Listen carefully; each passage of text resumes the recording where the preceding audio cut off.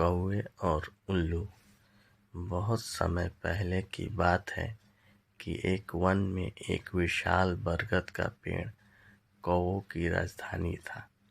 हजारों कौवे उस पर वापस करते थे। उसी पेड़ पर कौवों का राजा मेघवर्ण भी रहता था। बरगद के पेड़ के पास ही एक पहाड़ी थी जिसमें असंख्य गुफाएं थी। उन गुफाओं में उल्लू निवास करते थे। उनका राजा अरिमर्दन था।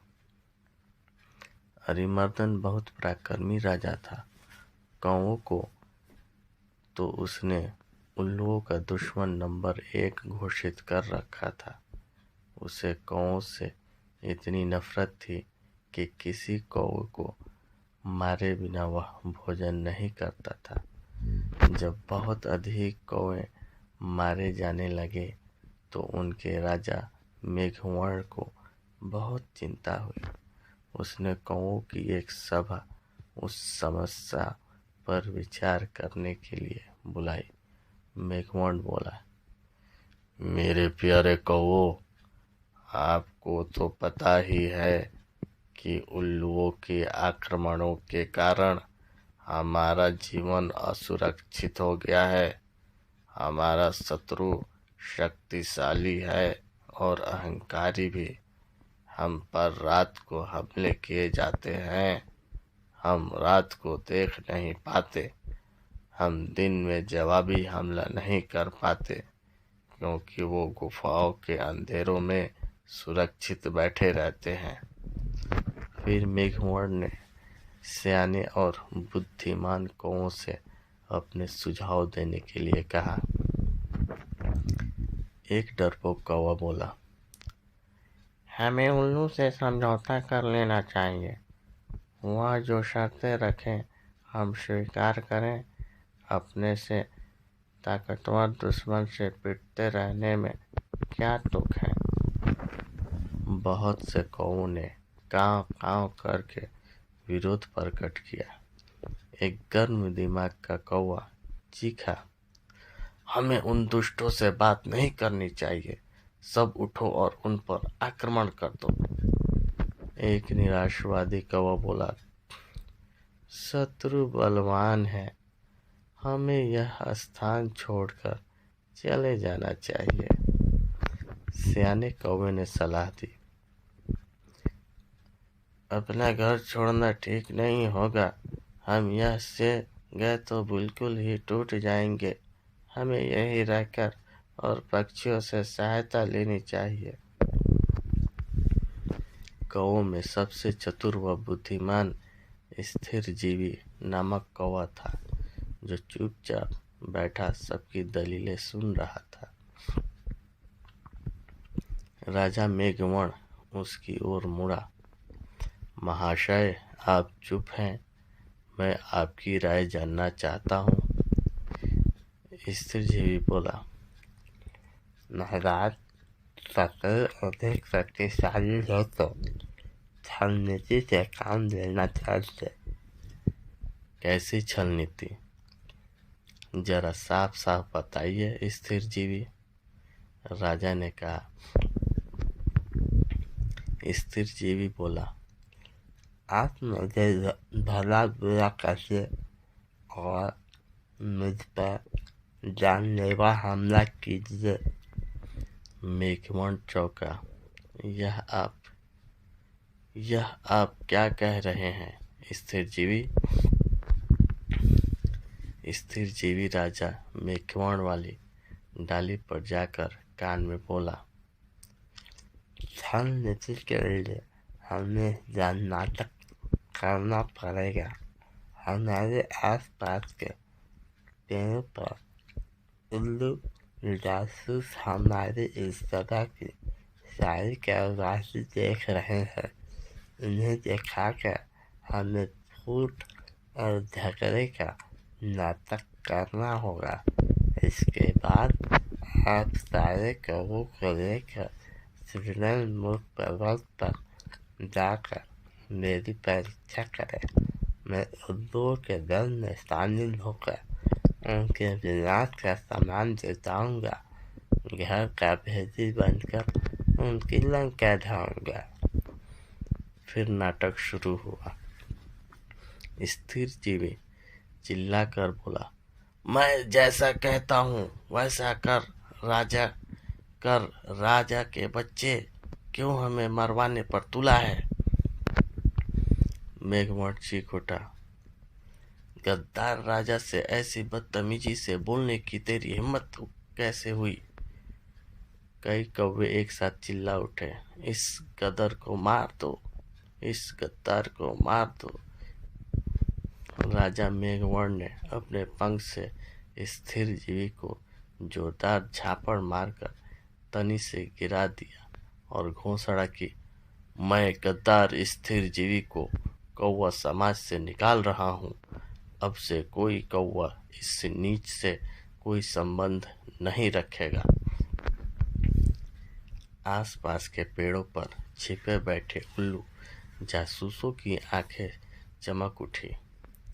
उल्लुओं के राजा को जासूसों ने सूचना दिया कि कौवों में फूट पड़ गई, मारपीट और गाली गलौज हो रही है।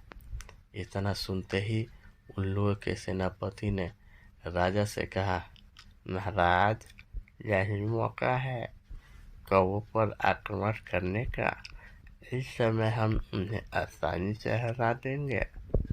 उल्लुओं के राजा अरिमर्दन को सेनापति की बात सही लगी। उसने तुरंत आक्रमण का आदेश दे दिया। बस फिर क्या था, हजारों उल्लुओं की सेना बरगद के पेड़ पर आक्रमण करने चल दी, परंतु वहां एक भी कौवा नहीं मिला। मिलता भी कैसे? योजना के अनुसार मेघवर्ण सारे कौवों को लेकर शीर्षमुख पर्वत की ओर कूच कर गया था। पेट खाली पाकर उल्लुओं के राजा ने थूका, कौवे हमारे सामान करने की बजाय भाग गए। ऐसे कायरों पर हजार थू। सारे उल्लू हूँ हूँ की आवाज निकालकर अपनी जीत की घोषणा करने लगे। नीचे झाड़ियों में गिरा पड़ा स्थिर जीवी कौवा यह सब देख रहा था। स्थिर जीवी ने काँव काँव की आवाज निकाली। उसे देखकर जासूस उल्लू बोला, अरे यह तो वही कौवा है जिसने राजा धक्का देकर गिरा रहा था और अपमानित कर रहा था। उल्लुओं का राजा भी आया। उसने पूछा, तुम्हारी यह दुर्दशा कैसे हुई? स्थिर जीवी बोला, मैं राजा मेघनाद का नीति मंत्री था। मैंने उनकी नेक सलाह दी कि उल्लुओं का नेतृत्व इस समय एक पराक्रमी राजा कर रहे हैं। मैं उल्लुओं की अधीनता स्वीकार कर लेनी चाहिए। मेरी बात सुनकर मेघवर्ण क्रोधित हो गया और मुझे फटकार कर कौवों की जाति से बाहर कर दिया। मुझे अपने शरण में ले लीजिए। उल्लुओं का राजा अरिमर्दन सोच में पड़ गया। उसने सियाने नीति सलाहकार ने कान में कहा, राजन, शत्रु की बात का विश्वास नहीं करना चाहिए। यह हमारा शत्रु है, इसे मार दो। एक चापलूस मंत्री बोला, नहीं महाराज, इस कौवे को अपने साथ मिलाने में बड़ा लाभ रहेगा। यह कौवे के घर के भेद हमें बताएगा। राजा को भी स्थिर जीवी को अपने साथ मिलाने में लाभ नजर आया। उल्लू स्थिर जीवी कौवे को अपने साथ ले गए। वहाँ अरिमर्दन ने उल्लू सेवकों से कहा, स्थिर जीवी को गुफा के शाही मेहमान कक्ष में ठहराओ। इन्हें कोई कष्ट नहीं होना चाहिए। स्थिर जीवी हाथ जोड़कर बोला, महाराज, आपने मुझे शरण दी, यही बहुत है। मुझे अपने शाही गुफा के बाहर एक पत्ता तो सेवक की तरह ही रहने दीजिए, वहाँ बैठकर आपके गुण गाते रहने की मेरी इच्छा है। इस प्रकार स्थिर जीवी शाही गुफा के बाहर डेरा जमाकर बैठ गया। गुफा में नीति सलाहकार ने राजा से फिर से कहा, महाराज, शत्रु पर विश्वास मत करो। उसे अपने घर में स्थान देना तो आत्महत्या करने के समान है। अरिमर्दन ने उसे क्रोध से देखा। तुम मुझे ज्यादा नीति समझाने की कोशिश मत करो। चाहो तो तुम यहाँ से जा सकते हो। नीति सलाहकार उल्लू अपने 2-3 मित्रों के साथ वहां से सदा के लिए यह कहता हुआ विनाशकाले विपरीत विद्धि। कुछ दिनों बाद स्थिर जीवी लकड़ियां लाकर गुफा के द्वार के पास रखने लगा।